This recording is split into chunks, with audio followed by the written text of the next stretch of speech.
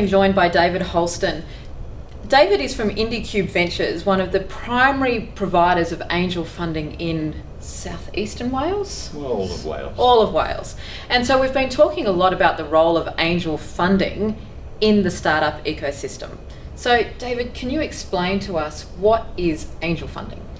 Well, angel investors tend to be people who have cashed out of a business before or who have really good relevant domain experience in a business. They're looking to reinvest both their money and their expertise in businesses in areas they really understand. And they tend to get in very, very early into businesses. So they form that first funding round, being able to take the business from the initial idea through to actually the point where that business is ready to scale.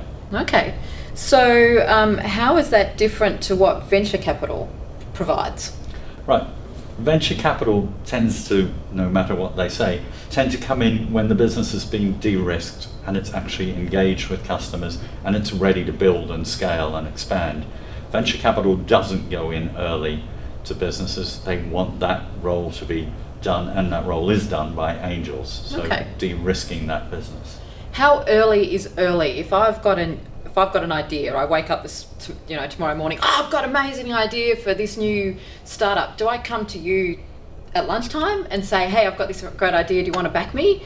Or do I need to be a little bit further along the timeline? Yeah, the reality is that ideas are worthless. Everybody has ideas and anybody can have an idea. The only ideas that are really valid and really exciting and investable are ones where you have feedback and engagement from customers. So what you've got to be asking is what's the problem I'm solving, how am I solving it, and who am I solving it for? And once you know that and customers say, yeah, and it's what I want to pay for, then you've got a business. That's the key distinction, isn't it? That is the problem great enough that that someone wants to pay for it? Yeah, you want people that want to pay for it, you want them to repeat pay for it, you want them to come back for more, and you want them to refer it to others. You want to build a business that gets you to the point that it's actually something people can't live without in either their business or their personal life. Okay. I know this is going to be a how long is a piece of string question, but what kind of bandwidth, what kind of range are we looking at in terms of dollar amounts invested in an angel round? Right.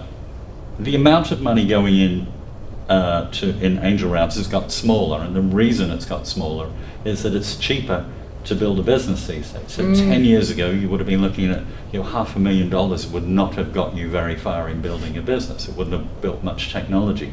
Today, for less than $100,000, you can actually build a business, build a technology, a digital business, and you can get it out there and get customer engagement.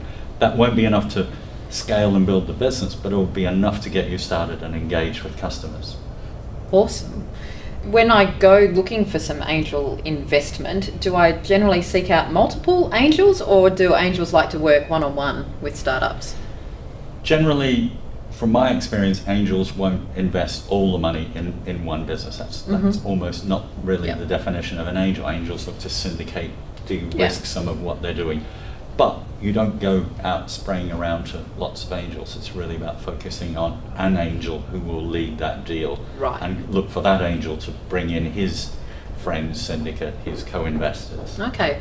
And if I'm an entrepreneur, what is it that I should be looking for in potential angels? Is it just the money? Is it the location? What should I be looking for to find that right match? Yeah. You never want to get an angel when it's just about the money.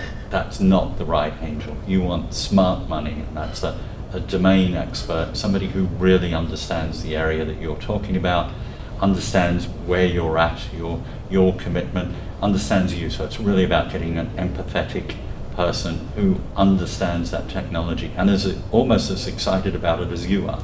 That's very important. Fantastic.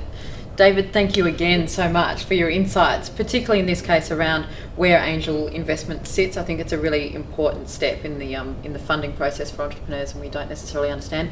Where can viewers get more information about angel funding, your views on startups? Where can we find more information? Well, you can read more of my views on my website, davidhulston.com.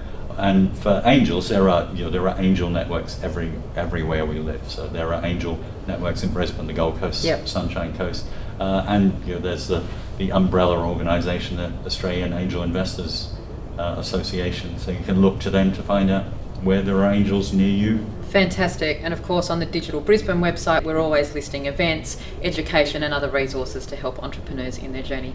Thank you once again, David. Great, thank you.